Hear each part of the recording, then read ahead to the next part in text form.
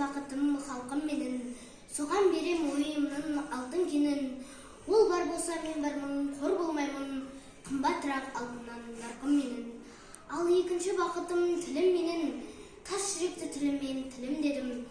Кейде дүниеден түңілсем де, қасиетті тілімнен түңілмедім.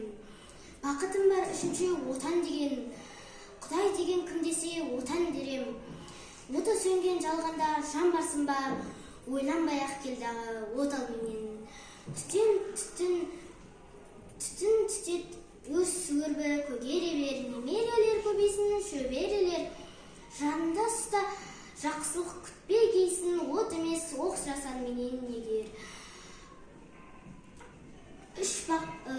Үш бірдей бақытым бар алақанда, мені мұндай бақыт жаратама. 3 күн нұрын төгеді аспанымнан,